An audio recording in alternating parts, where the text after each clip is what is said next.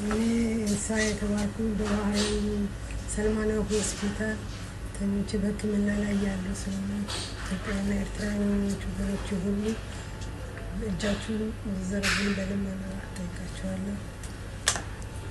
በባህሬን የምትኖሩ ትውልደ ኢትዮጵያውያንና ኤርትራውያን ወገኖቻችን በዚህ በሳልማኒያ ሆስፒታል ላይ በህመም ላይ የምትገኘው እናታችን ወይዘሮ ኤልሳቤጥ ተክሌ እንግዲህ ምንም ቢሆን የሁላችንን እርዳታ ስለምትሻ በእያለንበት ሆነን መምጣት የምንችል እየመጣን እየጠየቅን በምንችለው ደግሞ በሚቀመጥልን ቁጥር ሁሉ የምትችሉትን ድጋፍ እንድታደርጉላትና እርሷም እግዚአብሔርን የምታመሰግንበት ወገኖቿን የምታገለግልበት ክፍለ ጊዜ እግዚአብሔር እንዲሰጥልን የሁላችንም ምኞት ነው።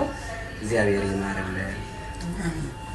እኔም የምለው እንግዲህ እናታችን ወይዘሮ ኤልሳቤጥ ተክሌ በዚህ በባህሬን ሳልማኒያ ሆስፒታል ውስጥ በሕክምና ስላሉ እንግዲህ ለወገን ደራሹ ወገን ነውና ወገናችን በዚህ ሆስፒታል ውስጥ ስላሉ የምትችሉትን ሁሉ ኢትዮጵያውያን ኤርትራውያን እናታችን ታገዙ በለወያ ስም የሚወጣ አቀርባለሁ።